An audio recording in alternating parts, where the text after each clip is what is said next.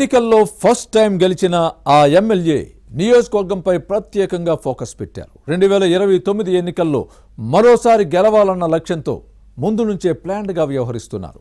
నియోజకవర్గంలో తనదైన ముద్ర వేసేందుకు ప్రత్యేక వ్యూహంతో ముందుకు సాగుతున్నారు.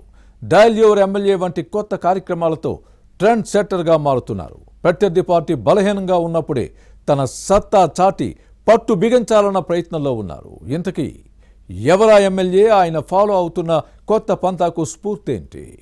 Let's watch this inside story.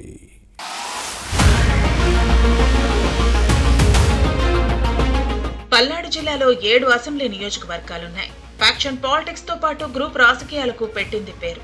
ప్రత్యర్థులు నువ్వా నేనా అన్నట్టుగా ఎప్పుడూ కయ్యానికి కాలు దువ్వుతూ ఉంటారు. 2024 ఎన్నికల్లో పల్నాడు జిల్లాలో 3 టీడీపీ ఎమ్మెల్యేలు మొదటిసారి ఎన్నికయ్యారు. పెదకూరపాడ నుంచి భాష్యం ప్రవీణ్, నర్సారావుపేటలో చదలవాడ అరవింద్ బాబు, మాచర్ల నుంచి జోలకంటి బ్రహ్మారెడ్డి గెలిచారు. వీరిలో పెదకూరపాడు టీడీపీ ఎమ్మెల్యే భాష్యం ప్రవీణ్ ప్రణాళికాబద్ధంగా ముందుకు సాగుతున్నారు. వైసీపీ అభ్యర్థి నంబూరి శంకర్రావును ఓడించి అందరి దృష్టిని ఆకర్షించారు. వీరిద్దరూ వరుసకు మామ అల్లుడు. ఎన్నికల్లో ఢీ అంటే ఢీ అన్నారు. గెలిచిన తర్వాత భాష్యం ప్రవీణ్ తనదైన శైలిలో నియోజకవర్గంలో దూసుకుపోతున్నారు. ప్రభుత్వ కార్యక్రమాలు అమలు చేస్తూనే నియోజకవర్గంలో తన సొంత ముద్ర ఉండేలా చూసుకుంటున్నారు. ప్రత్యేక గుర్తింపు కోసం తాపత్రయం పడుతున్నారు.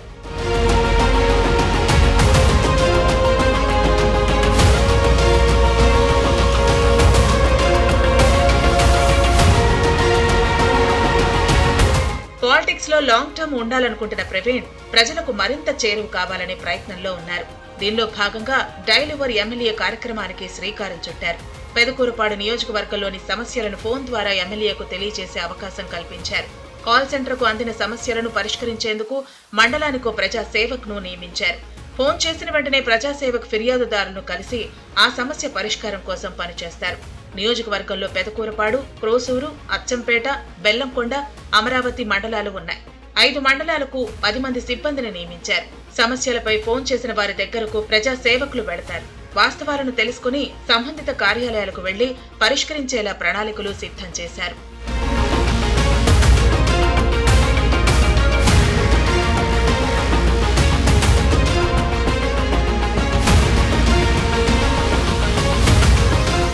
మరోవైపు ఎమ్మెల్యే ప్రవీణ్ కూడా ప్రజలకు అందుబాటులో ఉండేలా ప్లాన్ చేసుకున్నారు.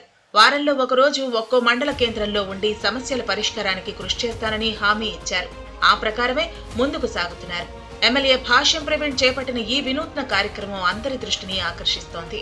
పెదకూరపాడు నియోజకవర్గ ప్రజలు కూడా తమ శాసనసభ్యుడు చేపట్టిన డయల్ యువర్ ఎమ్మెల్యే కార్యక్రమంపై హర్షం వ్యక్తం చేస్తున్నారు. క్షేత్రస్థాయిలో ఇది విజయవంతంగా సాగాలని కోరుకుంటున్నారు. మంత్రి నారా లోకేష్ ప్రారంభించిన ప్రజా దర్బార్కు మంచి స్పందన రావడంతో పెదకూరపాడు ఎమ్మెల్యే భాష్యం ప్రవీణ్ దీన్ని స్ఫూర్తిగా తీసుకుని డయల్ యువర్ ఎమ్మెల్యే ప్రోగ్రాంను ప్రారంభించారని టీడీపీ సర్కిల్స్ లో టాక్.